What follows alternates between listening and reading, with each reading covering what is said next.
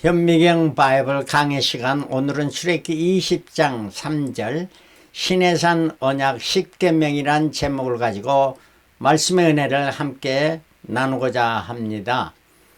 이스라엘 백성이 람셋에서 출발해서 숫곳에서 집결해서 이제 홍해를 건너서 마라에 왔습니다. 마라에서 쓴물을 달게 하신 그곳, 그래서 여호와 라파, 여호와는 친화하는 하나님이시라 하는 곳이었죠. 그리고 엘림에 와서 오아시스에서 쉼을 얻고 그 다음에 또 진행해서 르비딤에 갔습니다. 르비딤에서는 두 가지 큰 사건이 있었죠. 반석에서 생수를 내는 사건과 아말렉이 쳐들어왔기 때문에 그 아말렉을 쳐서 승리하는 여호와 니시, 여호와는 우리에게 승리를 주시는 하나님이시다 하는 이란 일이 있었습니다. 그리고 저들이 진행해서 시내산 아래에 왔습니다. 이스라엘 백성이 홍해를 건널 때는 1월 17일, 유대 종교력으로 1월 17일 했습니다. 그래서 1월달이 지나고 2월달이 지나고 3월 첫날이 됐을 때 저들이 시내산에 도착했습니다. 그래서 17장에는 반석에서 생수내고 르비딤 사건이 있고 18장에는 모세의 장인이 모세를 가족을 데리고 와서 방문했고 모세를 이스라엘 백성의 지도자를 세운 일이 나타납니다. 19장 1절에 이스라엘 자손이 애굽 땅에서 나올 때부터 제3월 곧 그때에 그들이 시내강에 이르니라. 그래서 2669년 3월 1일에 홍해를 건넌 후 44일째 되던 날이었습니다. 그리고 그 다음에 이제 그 다음 날부터 모세가 시내산에 오르고 내려가면서 하나님과 대면했고 하나님의 말씀을 이스라엘 백성에 전하는 이러한 일들을 계속합니다. 그래서 시내산은 2200m 높이의 산이고 돌산이기 때문에 아주 오르기 힘든 산인데 모세 80세의 모세가 오르락 내리락 하면서 말씀을 전했던 것입니다. 1차 오름은 19장 3절에 모세가 하나님 앞에 올라가니 하나님께서 내 백성이 언약을 지키면 내 소유가 되고 제사장 나라가 되고 거룩한 백성이 되리라 말씀하시니까 19장 7절에 모세가 내려와서 이스라엘 백성에게 그걸 전합니다. 그러니까 19장 8절에 이스라엘 백성이 다 행하겠나이다 하는 이러한 서약을 받고 그걸 다시 올라가서 하나님께 전합니다. 이때가 출애굽한 홍해를 건넌 후 47일째 되던 날이었습니다. 이때 하나님께서는 그 시내산에서 하나님이 강림하시라, 이렇게 강림할 거니까 준비하라면서 이틀간 성결케 하며 옷을 빨며 제3일을 준비하라. 그 지경을 범침하고 나팔을 불면 산 아래 집결하라. 제3일 아침에 성부 하나님께서 강림하실 것이라 예고했습니다. 이 말을 들은 모세는 산에서 19장 14절에 내려와서 이스라엘 백성에게 말합니다. 49일 날 내려와서 그날 48일 날 내려와서 48일과 49일 이틀간 옷을 빨고 성결케 하라고 말합니다. 그리고 15절에 모세가 백성이 이르되 예비하여 제3일을 기다리고 여인을 갖가지 하지 마라. 성결케 하는 이란 것을 하고 16절 제3일 아침에 우레와 번개가 빽빽한 구름이 산 위에 있고 나팔소가 힘이 크니 진중 모든 백성이 다 떨더라. 이 날은 언제 했느냐? 50일째 되던 날 오순절 날이었습니다. 이때 하나님께서 시내산에 강림하신 것입니다. 50째 되던 날 거기에 불 가운데서 강림하시니라. 그 연기와 옹기점 연기같이 떠오르고 온 산이 크게 진동하며 나팔소리가 점점 커질 때 모세가 말한즉 하나님이 음성으로 대답하시더라. 하나님께서 시내산에 강림하신 것입니다. 그리고 모세를 그곳에서 불러서 모세가 3차에 하늘을 오르는데 이 시내산에 강림하실 때 이스라엘 백성이 그 밑에서 강림하신 것을 산이 흔들리고 이렇게 하는 것을 다 보았습니다. 그리고 모세는 3차 오릅니다. 19장 20절에 모세가 산 꼭대기에 부르심을 받고 올라가서 하나님이 지경을 범치 말라. 그래서 경계를 정해서 그 이상은 올라오지 말라고 하신 겁니다. 이 말을 모세는 19장 25절에 다시 내려와서 경계를 합니다. 이스라엘 백성이. 그리고 네 번째 다시 20장 1절에 오릅니다. 올라서 이때에 하나님께서 십계명과 율법을 알려줍니다. 그래서 십계명이 기록된 것은 출애굽기 20장에 나타납니다. 그리고 24장 3절에서는 이제 모세가 내려와서 그 말씀과 율법을 이스라엘 백성에게 말하는 겁니다. 다섯 번째 오르는 24장 9절에 모세와 아론과 장로가 산에 올라가서 하나님과 함께 공동 식사를 하는 내용이 나타나고요.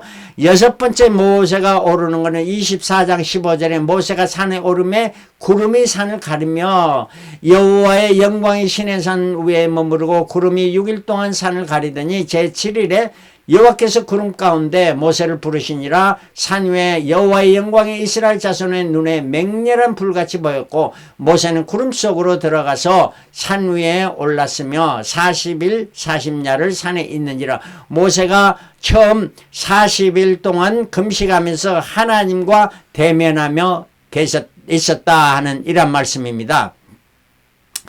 그때에 하나님께서 여러 가지 법을 모세에게 가르쳐주며 출애굽기 25장에는 성막을 위한 재료 언약궤 떡상을 만들 것을 방법을 가르쳐주고 26장에 성막을 만드는 방법, 27장에 번제단과 정금 등대, 28장에 제사장의 예복과 에봇 흉패 만드는 법을 가르쳐주고 29장에 제사장의 성결의식을 어떻게 행할까 가르쳐줬고 30장에 분향당과 물두멍을 어떻게 만들까 31장에 이러한 모든 것을 만들 사람을 두 사람 브살렐과 오홀리압 아주 지혜가 많고 손재주가 좋은 두 사람을 시켜서 만들게 하고 안식일과 십계명 돌판을 이때 하나님께서 만든 것입니다. 20장에는 그렇게 말로 하셨고 이제는 돌판을 직접 만드셨습니다. 18절에 31장 18절에 여호와께서 시내산 위에서 모세에게 이르시되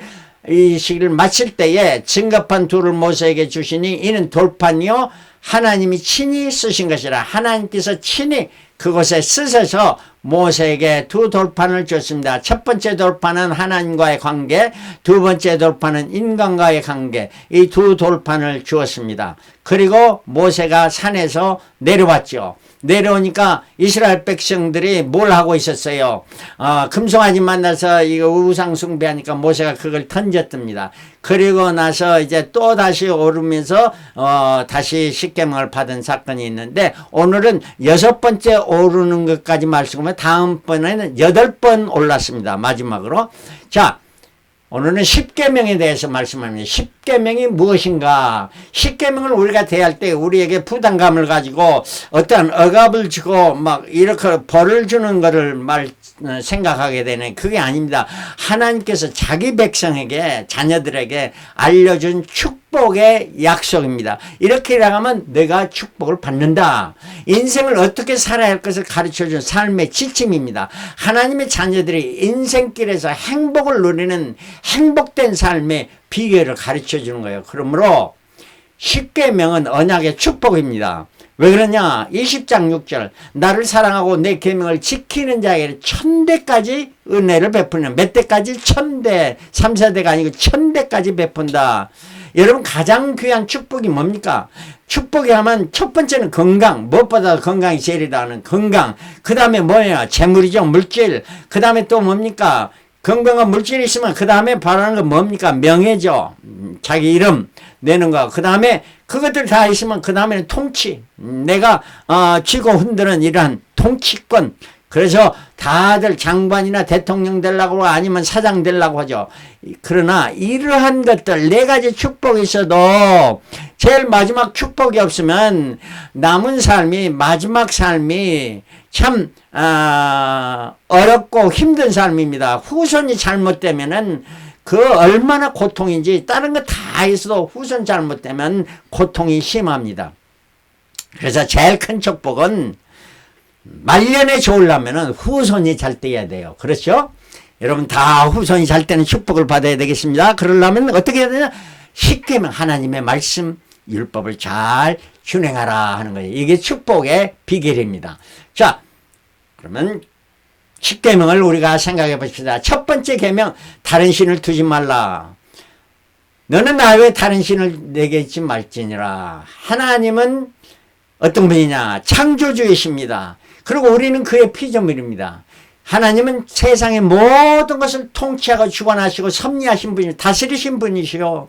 그러면 우리 인간을 통해서 하나님의 섬김을 하고 찬양을 받고 예배를 받고 존귀와 영광을 받으실 분이시다는 거예요. 그러면 하나님이 마땅히 하나님을 제1로 섬겨야 되는데 그러지 않고 다른 신, 사탄이나 귀신이나 이방신을 섬기지 말고 또 하나님을 인정하지 않고 자기 자신이 최고인 양 자기 자신을 신격화하든지 아니면 다른 사람을 신격화해서 세상에 뭐 통치하는 자를 신격화하지. 일본의 천황이 그랬고 이북의 그 통치자가 신격화하고 있지 않습니까? 이런 걸 금하라는 거예요. 그리고 피조물을 절대로 하나님과 동등 위치에 그분보다 더 높게 두지 말라. 이걸 다른 신을 두지 말라 하는 말입니다. 두 번째는 우상을 숭배하지 말라는데 우상을 만들지 말고 우상을 절하지 말고 우상에 섬기지 말라. 세 가지 말씀입니다. 신과 우상의 다른 점은 뭡니다? 신은 육안으로 보이지 않는 존재고 우상은 육안으로 보이는 존재입니다. 그러므로 이 우상은 사람이 만든 것이 우상이에요. 골로새서 3장 5절에 그러므로 땅에 있는 지체를 죽이라. 부정과 사욕과 악한 정욕과 탐심이니 탐심은 우상 숭배니라 말씀합니다.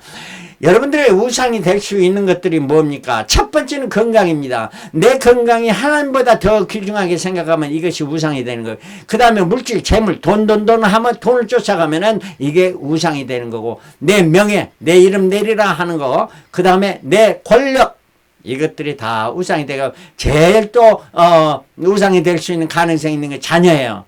자녀를 그냥 귀중히 여기다 보니까 하나님보다 더 귀중히 여기면은 이거는 우상이 되는 거예요. 그래서 절대 이런 우상을 만들어서는 안 되고, 3계명에는 세 번째는 여호와의 이름을 망령되이 일컫지 마라. 함부로 여호와의 이름을 부르지 마라. 하나님 하는데 우리가 함부로 부르잖아. 어렵다. 아이고 하나님 뭐 이런 말 하지 말라는 거예요. 여호와라는 거는 YHVH, YHWH로 이게 자음자만 된 말로서 발음을 못하게 되죠. 함부로 부르지 못하게 했습니다.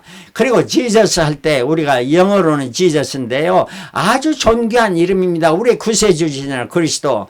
그런데 미국 사람들 보면 배우지 못하고 예수 믿지 않는 사람은 뭐 일하면서 그냥 노동 일하면서 그냥 욕으로 막 사용하는 거예요. 절대 이런 거는 여러분들 보더라도 삼가게 하시고 또 이렇게 해서는 안 되고 존귀와 영광을 돌리면서 하나님의 이름을 거룩히 불러야 될 줄 믿습니다.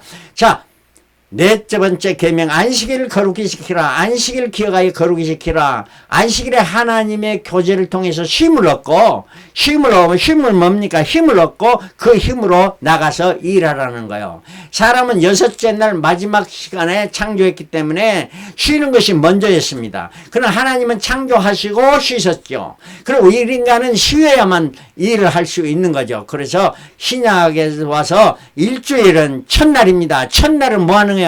쉬고 그 다음부터 일해야 되는 거예요. 그래서 거룩히 지키라 하는 거는 거룩되다는 구별되라는 거예요. 다른 날과 구별되게 지키라. 어떻게 구별되게 지킬 건가?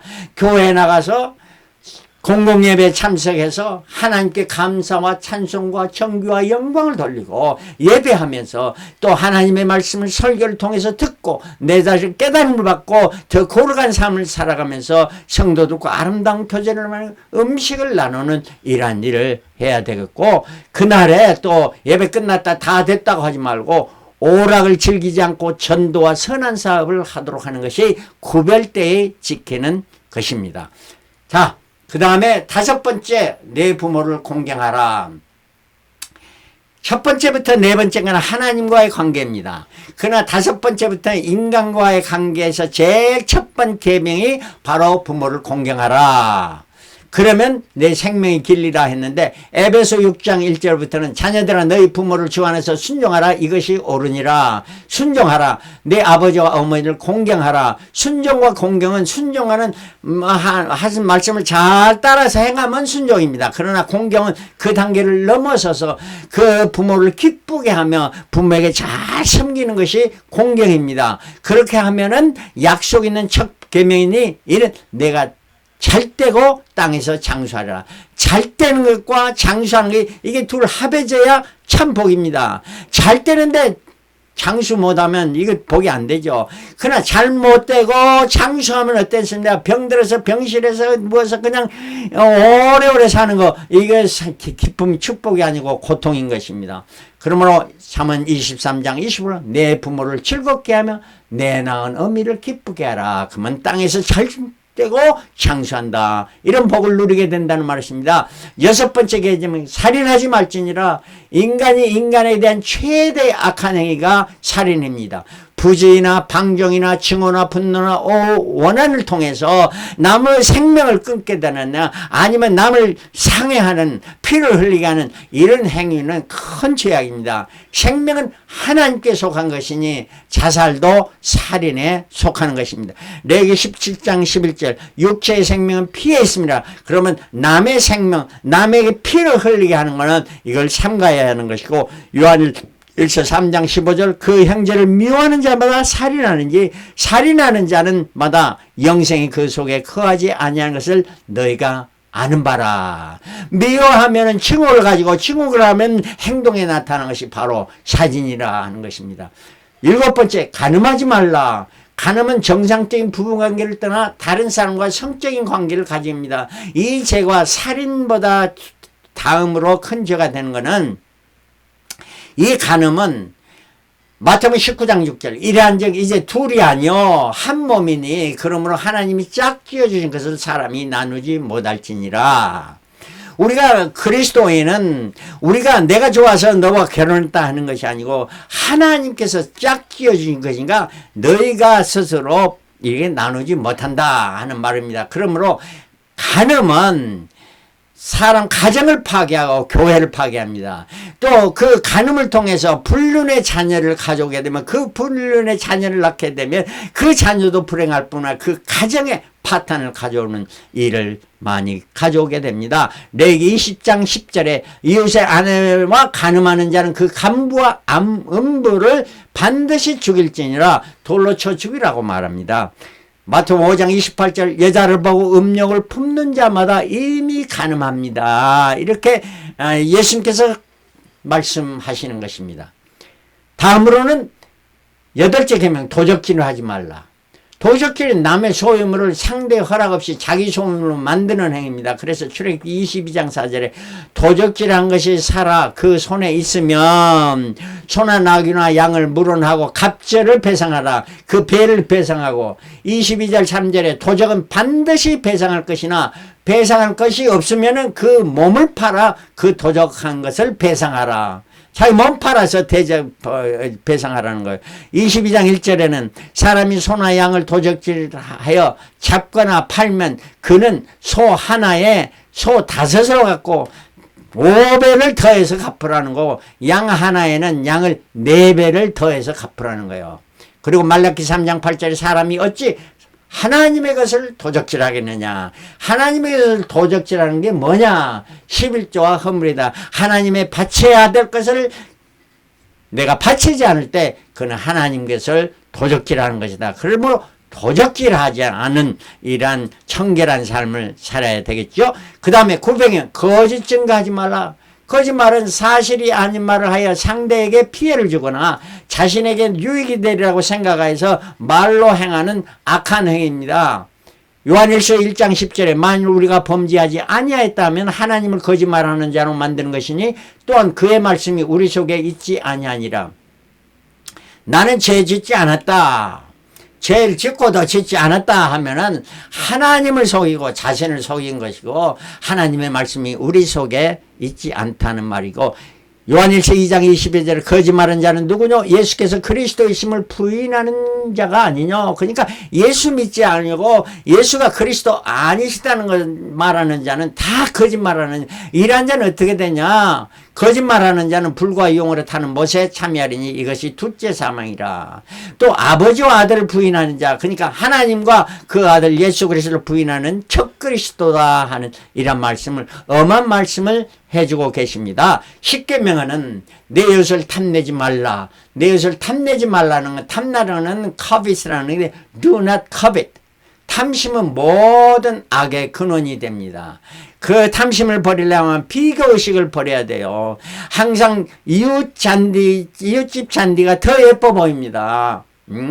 그러므로 그 실로 가서 이웃집 잔디도 다 살펴보면 내 잔디나 그 잔디나 비슷한 거예요. 그러므로 내가 하나님께서 주신 것, 내게 주신 은혜, 내 모든 것, 이것에 만족하고 하나님께 감사하고 찬송하고 하나님께 영광 돌리고 내게 주신 것을 더 개발해야 돼. 얼마나 개발하느냐에 따라서 그 가치가 달라지는 거예요. 그래서 신앙으로 전진해야 되는데 어떻게 전진하냐? 나도 할 수 있다 하면 된다 해보자. 적극적으로 전진해서 나아가라 하는 말씀이요. 그래서 히브리서 11장 1절에 믿음은 바라는 것들이 실상이요 보지 못한 것의 증거니 선진들이 이로써 증거를 얻었느니라 말씀입니다. 이것이 바로 십계명의 말씀입니다. 십계명이 주는 교훈은 뭐냐?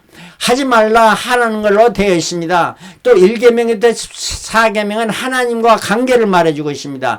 5계명부터 10계명은 인간과의 관계를 말해줍니다. 10계명을 잘 준행하면 하나님의 약속, 축복의 약속이 우리에게 주어지고 내뿐만 아니라 자자손손이 주어진다는 사실입니다. 그리고 어떻게 인생을 살아야 할까? 삶의 지침입니다. 그 삶의 지침에 따라 살아가게 되면 내가 인생길에서 행복을 누리고 행복에 사는 필수 비결이 되는 것이고, 또 이 땅에서 이렇게 행복하게 살 뿐만 아니라 영원한 천국에 가서 우리 주 예수 그리스도로부터 칭찬과 상을 받게 되는 그 근본 원인이 되는 것입니다. 그러므로 우리는 이 십계명을 부담감 가지고 이렇게 얼굴을 찡뿌리지 말고 감사함으로 받아들여서 실천에 옮겨서 하나님을 기쁘시게 하고 또 하나님의 주신 복을 누리는 자가 되어야 될 줄 믿습니다. 자, 이 십계명을 요약하면은 2계명으로 말할 수 있습니다. 우리 주 예수 그리스도 마태복음 22장 30절 예수께서 가라사대 내 마음을 다하고 마음으로 속으로 다하고 목숨을 다해 생명을 내걸고 뜻을 다해서 힘을 다해서 주 하나님을 사랑하라. 이것이 크고 첫째 되는 계명이요. 둘째는 그와 같으니 내 이웃을 내 몸같이 이웃을 내 몸같이 사랑하라. 이 2계명이 온 율법과 선지자의 강령이니라. 로마서 13장 8절에 남을 사랑하는 자는 율법을 다 이루었느니라. 로마서 13장 10절 그러므로 사랑은 율법의 완성이니라. 그러므로 사랑을 미움을 버리고 분노를 버리고 모든 것을 사랑으로 할 때에 이루어지는 줄 믿습니다. 이렇게 해서 사랑으로 십계명을 이루고 율법을 이루는 자, 율법을 완성하는 자가 되시길 바라고. 사랑은 뭐냐? 사랑은 오래 참고 사랑은 온유하며 투기하는 자가 되지 않냐며 자랑하지 않냐며 교만하지 않냐며 무례행치 않냐며 자기고 후치 않냐며 성내지 않냐며 악한 것을 생각지 않냐며 불의를 기뻐하지 않냐며 진리와 함께 기뻐하고 모든 것을 참으며 모든 것을 믿으며 모든 것을 바라며 모든 것을 견디느니라. 믿음, 소망, 사랑 이 세 가지는 항상 있을 건데 그 중에 제일은 사랑이라. 사랑으로 시작으로 사랑으로 실천하고 사랑의 말을 하고 사랑의 대화를 나누고 사랑으로 주님께 영광 돌리고 주님을 기쁘시게 하는 자를 삶을 살아서 이제 주님 재림하신 날 여러분과 제가 다 들림받고 차가워 충성된 종이라 이름 받는 사람들이 사랑의 사람들이 되기를 그리스도로 축원합니다. 할렐루야 아멘. 할렐루야 아멘.